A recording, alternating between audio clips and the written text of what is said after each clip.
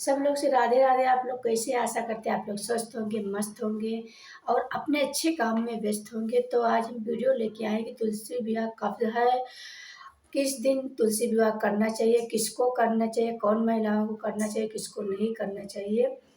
तो हम आपको बताने वाले हैं कि तुलसी विवाह सबको करना चाहिए, चाहे वो महिला हो, चाहे पुरुष हो, चाहे कन्या हो और चाहे बुजुर्ग महिला हो, जो हो सबको करना चाहिए, चाहे विधवा हो। तुलसी विवाह सबको संपन्न करना चाहिए।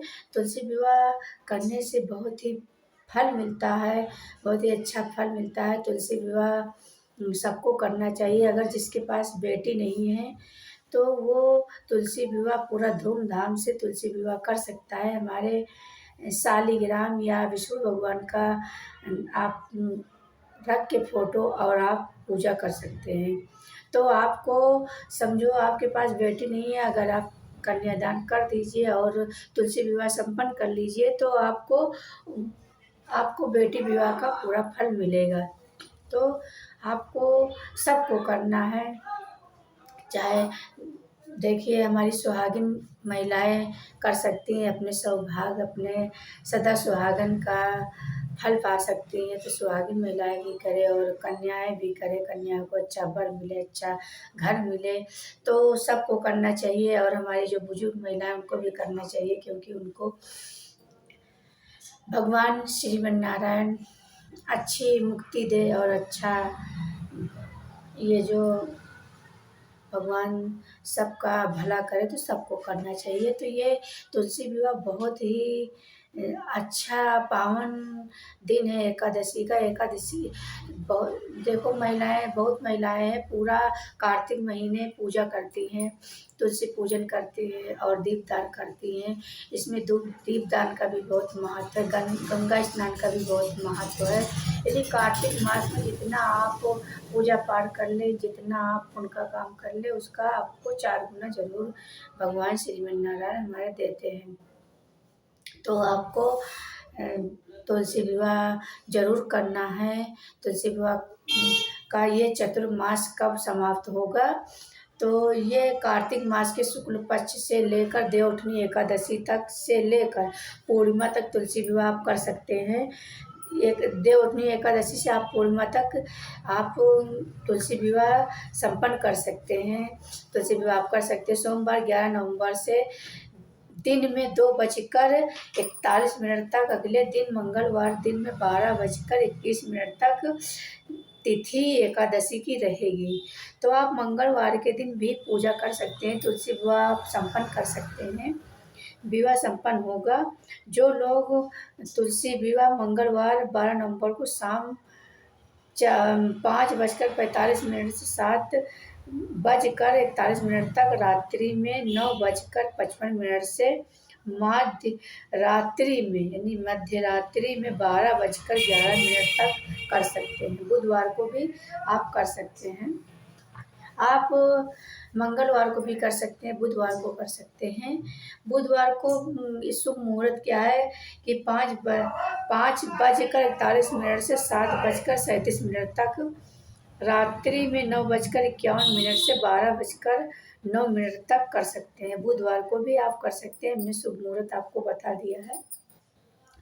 तो बुधवार से आप पूर्णिमा तक कर सकते हैं और पूर्णिमा को भी आपको सुबह ही करना चाहिए। पूर्णिमा के दिन आपको सुबह करना चाहिए पूरा श्रृंगार। और जो लोग कुंवारी कन्याएं हैं तो उनको तो नहीं, जो सुहागिन महिलाएं हैं, सुहागिन महिलाओं को सारा श्रृंगार कर लेना है। चूड़ी पहन लेना है, साड़ी पहन लेना है, सिंदूर पूरी मांग भरना है, उसके बाद में महावर लगाना है, लिपस्टिक लगाना है, यानी पूरा 16 श्रृंगार करके तो आपको तुलसी पूजा में बैठना है।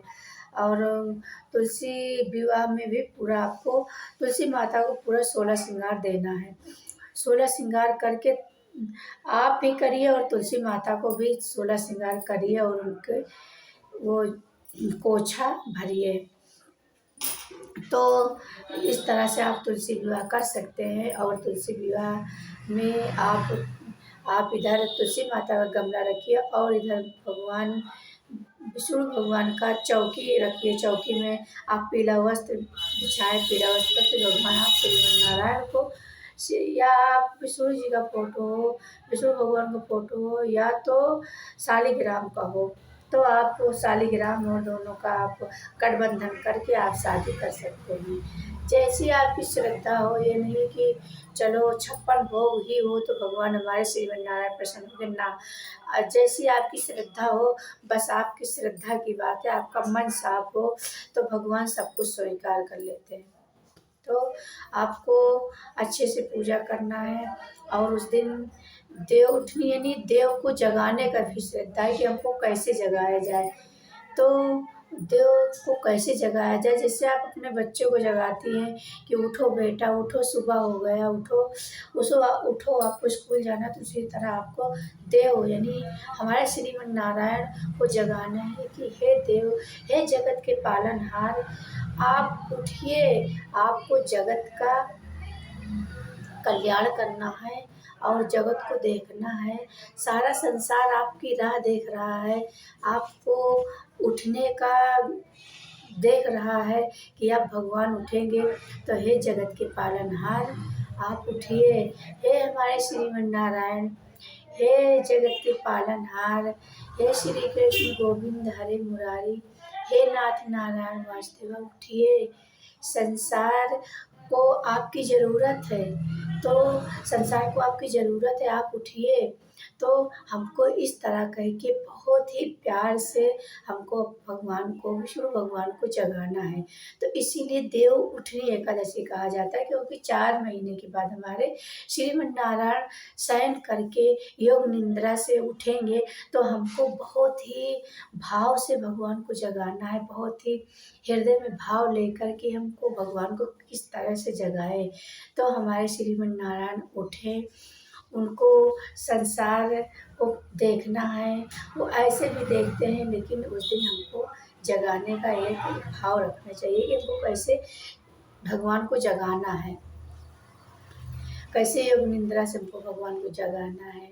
तो अपने ऐसे ही मन में आप भाव रख के आप इस तरह भगवान को जगा सकते हैं। कुछ भी कह के, कुछ भी भाव कह के आप भगवान को जगा सकते हैं। उसके बाद में आप तुलसी माता को रख के और गठबंधन करके आप विवाह संपन्न कर सकते हैं।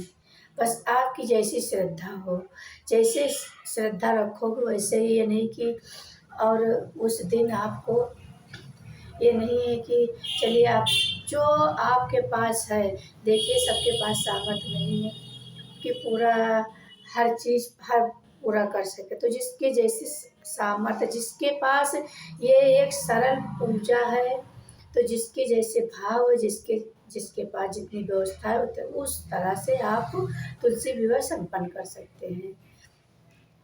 बहुत लोग तो बस घी में पूड़ी बना लेते हैं, हलवा बना लेते हैं, और हलवा नहीं है तो बतासा रख के पूजा कर सकते हैं, ग्यार कर सकते हैं, और जो कुछ उनकी श्रद्धा है वो चढ़ा सकते हैं। तो इस तरह आप तुलसी विवाह संपन्न कर सकते हैं। आप देवउठनी एकादशी से पूर्णिमा तक संपन्न कर सकते हैं। तो ये रही हमारी तुलसी पूजा कि तुलसी पूजा किस दिन से किस दिन तक शुरू होगा। तो और दीपदान भी कर सकते हैं। दीपदान जैसे जो लोग कार्तिक से पूर्णिमा से शुरू किए हैं दिया जलाने का, दीपदान किए हैं, तो बहुत लोग हैं पूर्णिमा से पूर्णिमा तक दिया जलाते हैं, तब करते हैं, तुलसी विवाह करते हैं। तो आप उस तरह भी कर सकते हैं। आप देवउठनी एकादशी के दिन भी कर सकते हैं, और जो लोग व्रत रहते हैं तो वो तो देवउठनी एकादशी के दिन कर सकते हैं। तो ये रही हमारी तुलसी विवाह पूजा की विधि, पूरा आपको विधि बता दिए हैं। फिर मिलते हैं किसी अच्छी वीडियो के साथ, तब तक के लिए राधे राधे।